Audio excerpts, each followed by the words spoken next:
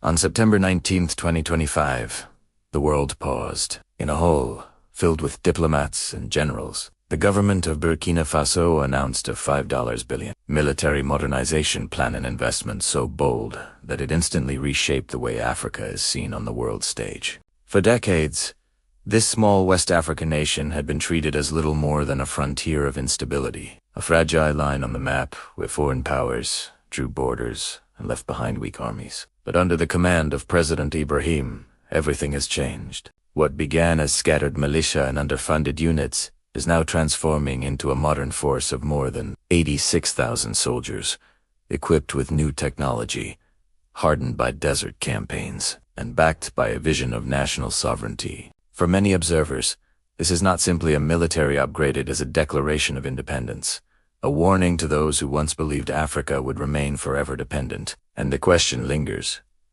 is this the beginning of a new era for Burkina Faso and Africa as a whole? Or is it a gamble that could draw the nation into even deeper storms? If you believe Africa's awakening has begun, subscribe and stay with us until the end of this story. When President Ibrahim stood before his nation on September 19, 2025, he did not deliver an ordinary policy speech. He announced a turning point, a $5 billion modernization program for Burkina Faso's armed forces. To outsiders, the figure may seem small compared to the colossal defense budgets of global powers. The United States spends more than that in less than a single week. But for Burkina Faso, this sum represents the most ambitious military reform since independence. The program has already transformed the army. In just 3 years, troop numbers expanded from 25,000 to over 86,000, integrating professional soldiers with volunteers and local defense groups. This is not merely a matter of headcount. It symbolizes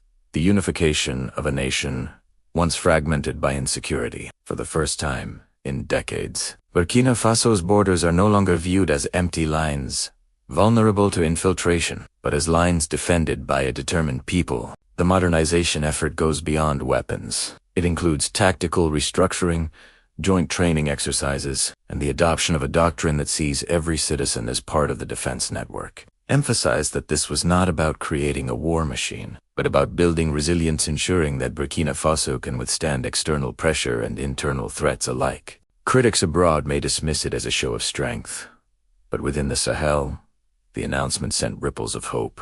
A nation once written off as too weak had proven that sovereignty can be built with discipline, planning, and willpower. And yet, the real story lies in how this transformation happened through alliances, new doctrines, and a vision that challenges the very balance of power in Africa. The modernization of Burkina Faso's military did not happen overnight. It was the product of carefully staged phases, each one more daring than the last.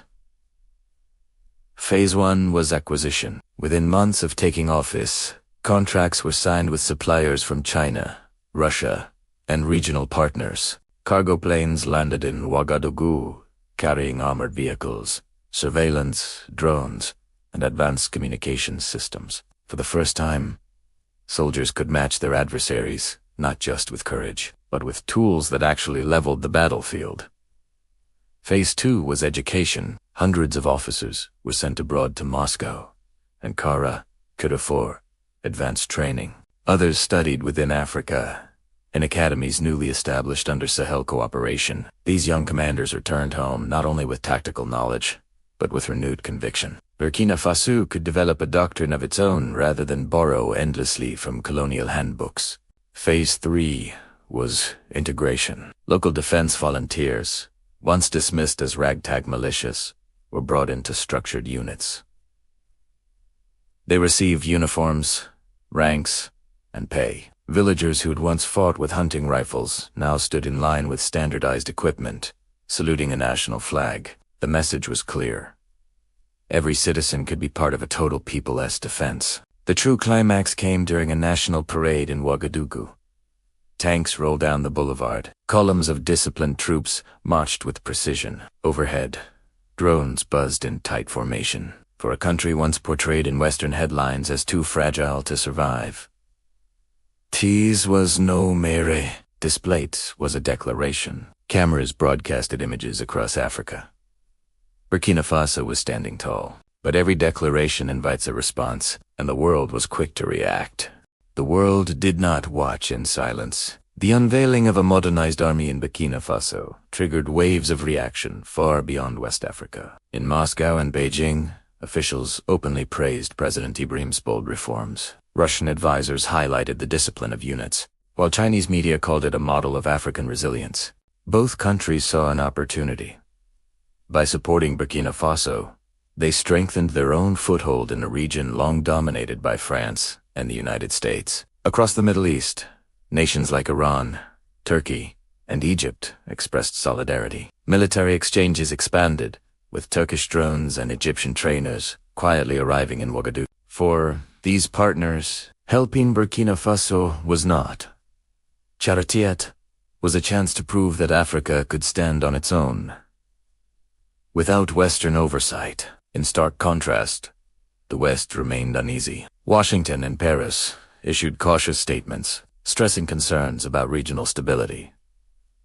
Western think tanks warned of increased Russian and Chinese influence, yet their hesitation revealed something deeper: fear of losing control over the narrative in Africa. For decades, Western nations portrayed countries like Burkina Faso as dependent clients. Esperé shattered that image on live television. African neighbors responded with pride. In Mali and Niger, young people flooded social media with messages of support, calling the Sahel alliance a new dawn.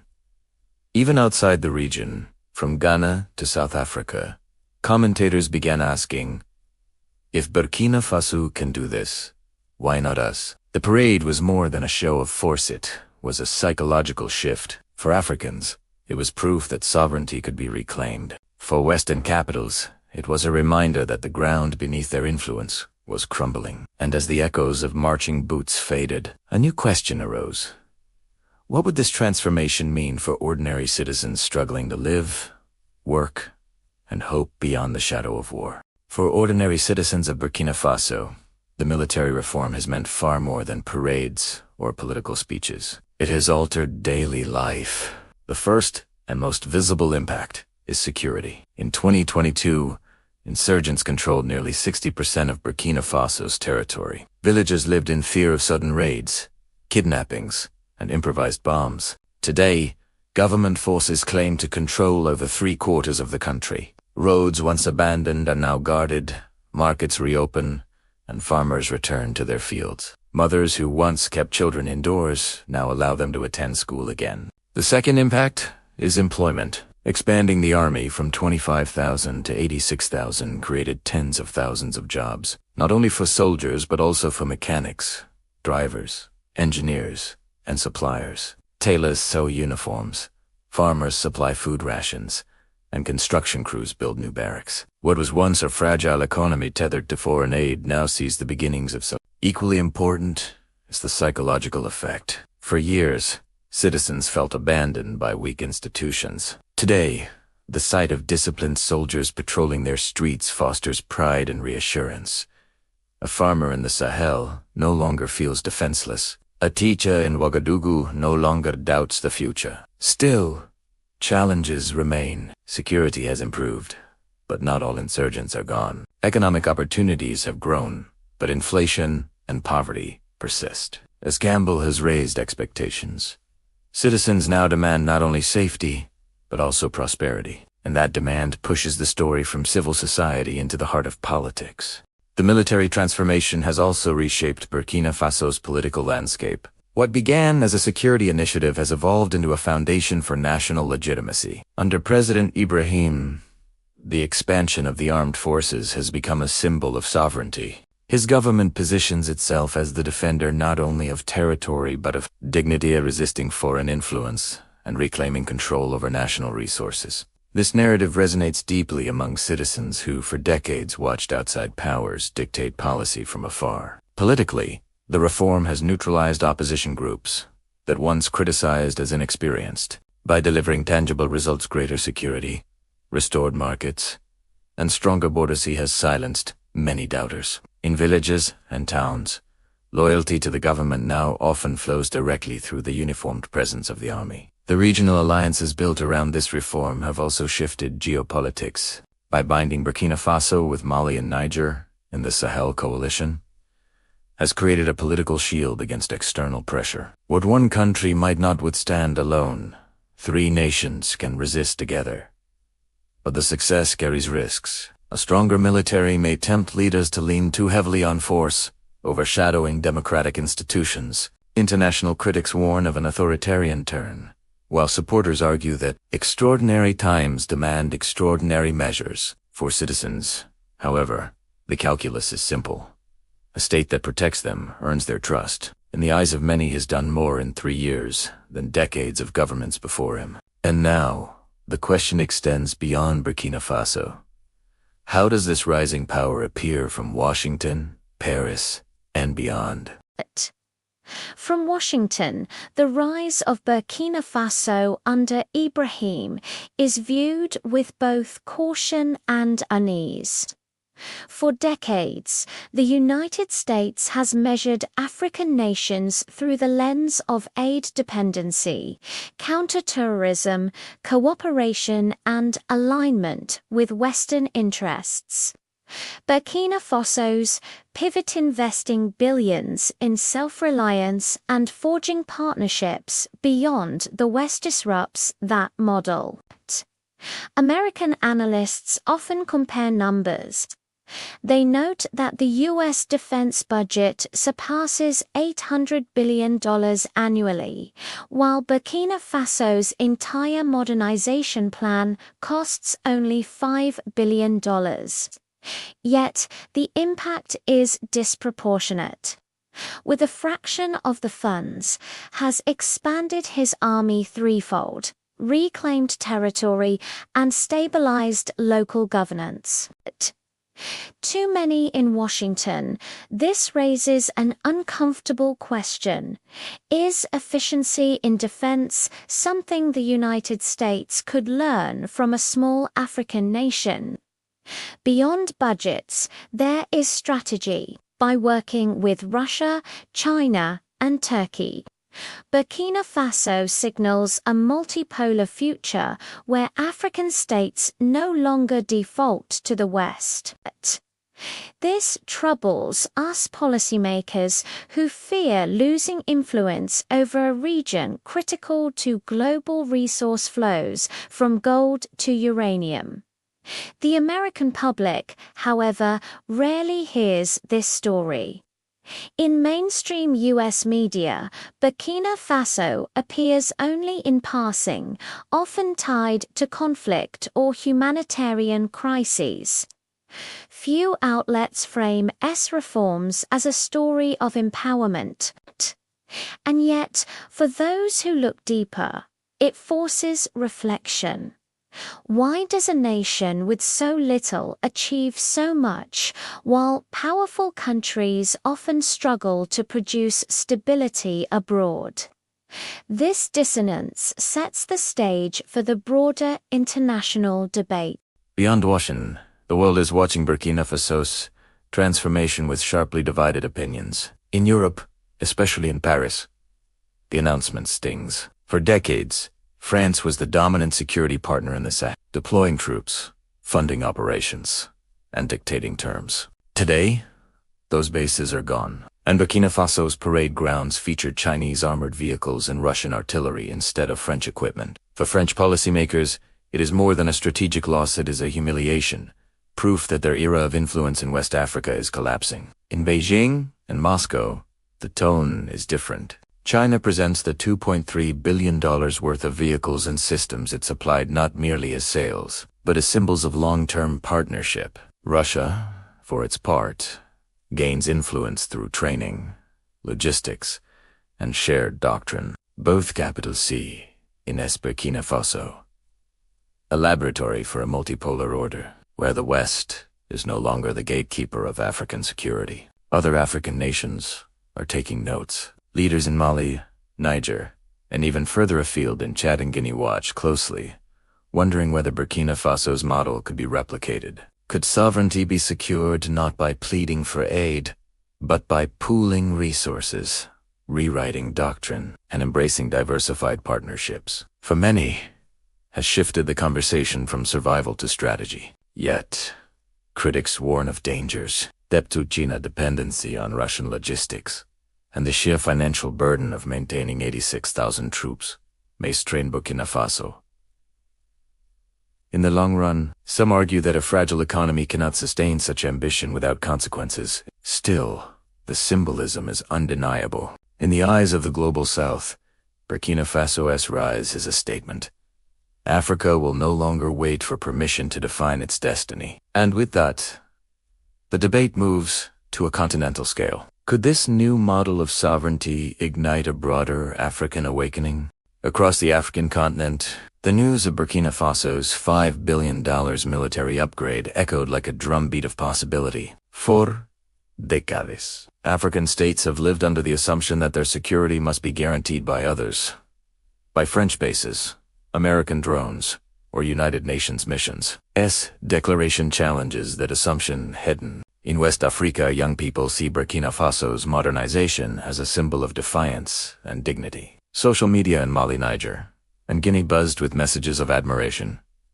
If they can do it, why not us? For a generation often told that their nations were too poor or too fragile to stand alone, the image of armored vehicles rolling under African flags became a spark of hope. In East Africa, observers in Ethiopia, Kenya, and Uganda interpret the move through a different lens. They ask whether multipolar partnerships enough for technology, Russia for training, regional allies for manpower could serve as a template for their own security frameworks. The idea of pooling sovereignty rather than outsourcing it resonates strongly in capitals long weary of Western conditions attached to aid. But not all reactions are celebratory. In countries where leaders cling to foreign dependency, Burkina Faso's boldness is seen as disruptive, even dangerous. Some governments worry that this model may embolden opposition groups demanding similar sovereignty. Others fear provoking Western backlash if they follow the same path. Still, the fact remains. Burkina Faso has shifted the Overton window. What was once dismissed as fantasy African states financing, training, and coordinating their own defense has now been proven possible. And in Africa, precedent is power. The stage is set for the second echo. How this transformation might spread from inspiration to collaboration. The question now facing Africa is not whether Burkina Faso has transformed, but whether this transformation can be scaled across the continent. In the Sahel, the seeds are already visible. The alliance of Sahel states Burkina Faso, Mali, and Niger has begun joint patrols, shared intelligence, and cross-border operations. What once seemed a patchwork of fragile armies is evolving into a regional shield, capable of defending territory without relying on French or American bases. If this alliance endures, it could inspire similar blocs elsewhere, from the Horn of Africa to Central Africa. Economically, the model suggests a bold path, reinvesting natural resources into security and development rather than exporting raw wealth to foreign capitals. By leveraging gold reserves, barter deals, and concessional loans, Burkina Faso proved that even a small state can redirect global finance to serve its own sovereignty. If replicated, this could alter Africa's relationship with the world: less dependency, more negotiation. Politically, the stakes are higher for African leaders, as success presents both opportunity and pressure. Citizens across the continent may begin asking, if Burkina Faso can secure its land, why can't we? This demand could destabilize governments unwilling to break from old colonial patterns. At the same time, it could push reformers to pursue genuine independence. The risks cannot be ignored. Sustaining 86,000 troops is costly. Balancing ties with Russia, China, Turkey, and others requires skill. And if economic growth falters, public support may waver. But for now, the symbolic weight is undeniable. In African capitals from Dakar to Addis Ababa, the rise of Burkina Faso is discussed not as an isolated event, but as a signal of a new era, one where Africa no longer asks, who will protect it, but decides how to protect itself. Supporters of Burkina Faso's $5 billion modernization plan see it as nothing less than a historic turning point. For them, the program is not just about tanks and artillery, it is about sovereignty, dignity, and the right of Africans to shape their own destiny. The first argument is security through For decades, Burkina Faso depended on French operations like Barkhane and UN missions that often failed to deliver stability. By expanding its army to 86,000 personnel and reclaiming 76% of national territory, the government has proven that local ownership produces better results than outsourced solutions. The second argument is economic synergy. Critics call the $5 billion investment reckless, but supporters frame it as strategic. Already, gold production has rebounded to nearly $800 million annually. Agriculture has stabilized, and local defense industries are emerging. Jobs created in logistics, construction, and engineering ripple beyond the battlefield, strengthening the civilian economy. The third argument is regional leadership. By joining forces with Mali and Niger, Burkina Faso is pioneering a Sahel alliance that could become a model for African-led defense integration. For the first time, neighbors protect one another instead of waiting for NATO or the EU. Finally, there is the symbolic argument in the eyes of millions across Africa. S reform represents defiance against the colonial legacy. The transformation of a once weak army into a formidable force is proof that sovereignty is not granted, it is built. This symbolism, they argue, is priceless. To supporters, then, the plan is not an overreach but a blueprint for renaissance. It is costly, yes, but far less costly than remaining dependent and vulnerable.